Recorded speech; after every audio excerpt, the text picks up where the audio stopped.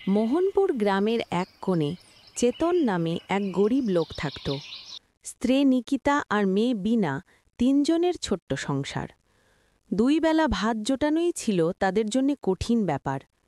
চেতন প্রতিদিন গ্রাম থেকে গ্রামে ঘুরে শাড়ি, লুঙ্গি আর গামছা বিক্রি করত। বিনা, কি হলো রে? চুপচাপ বসে আছিস কেন? কিছু বলছিস না কেন?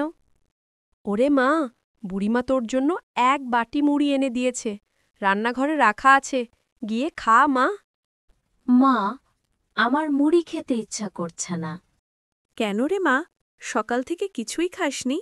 ঘরে তো আর কিছু নেই এখন, দুপুরে ভাত রান্না করব, তখন খাবি। আমি খিচুড়ি আর ডিম ভাজি খাবো বা। আহারে, ঘরে ডালও নেই, ডিমও নেই। তোর বাবাকে বলবো আজ বাজার থেকে নিয়ে আসতে।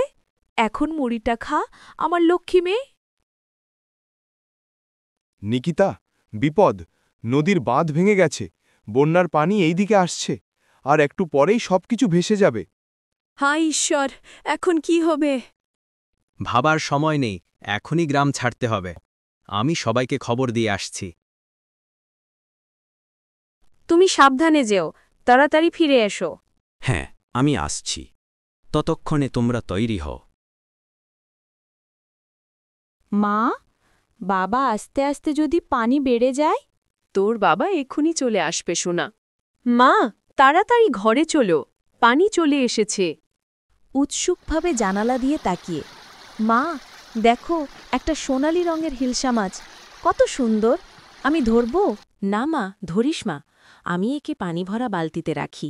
এমন মাছ আমি কখনো দেখিনি। পানি ঘরে ঢুকতে শুরু করেছে মা। ভয় পাস না, তোর পাপা এক্ষুনি আসবে। এই সময় চেতন ফিরে আসে, দরজা ঠেলে ভেতরে ঢোকে। কে খবর দিয়ে এসেছি, হবে, পানি বাড়ছে।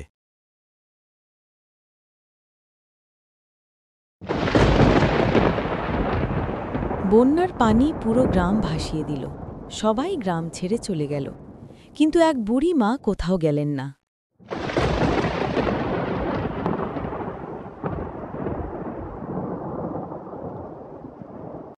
পুরো গ্রামে শুধু পানি, আশেপাশে কেউ নেই, শুধু বুড়ি মা ছাড়া আর কেউ নেই। পরের পার্ট দেখতে চ্যানেলটি সাবস্ক্রাইব করুন। ছোট্ট বন্ধুরা ভালো থাকুন, দেখা হবে নতুন ভিডিওতে।